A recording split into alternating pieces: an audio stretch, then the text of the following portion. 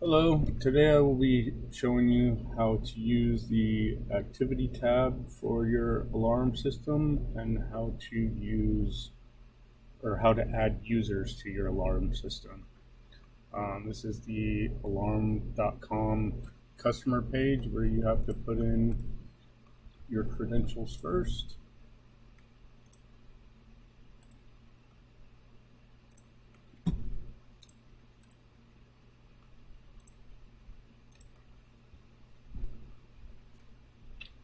Once you put in your credentials, it gets you here to the home page, and over to the left side of the page you'll see a few sections down. It'll say activity. You're going to click on activity to get to the activities tab, and then from here on this page you can see when your system has been armed and disarmed, and if you have sensors that have caused an alarm, you will also see those here. This is a little symbol that shows that the panel was armed away, and then when they came in this morning, this is what it looks like when the panel is disarmed.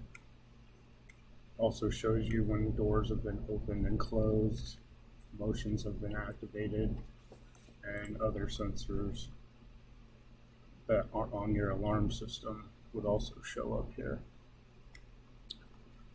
For adding users, you're going to go back over to the left side of the screen. Right underneath activity it says user access. You're going to click on that, and then it defaults on access plans tab. You want to click right next to that where it says users, and then on the far right hand side of the screen it says add user. You're going to click that.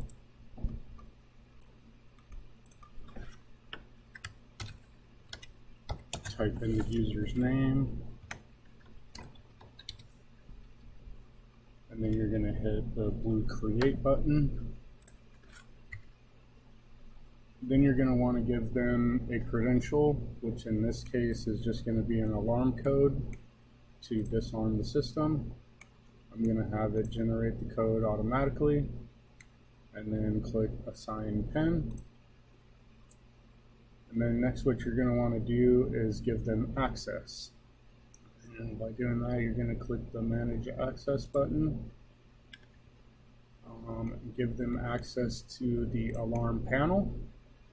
And here you can also see there is an access plan that's generated for 24/7 already, or you can give them an individual access plan by clicking this add and then personal access plan.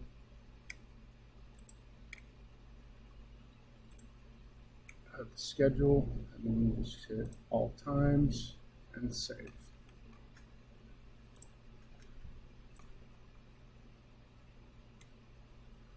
Then you're going to hit save again down here. And that is how you add a user. Thanks for watching.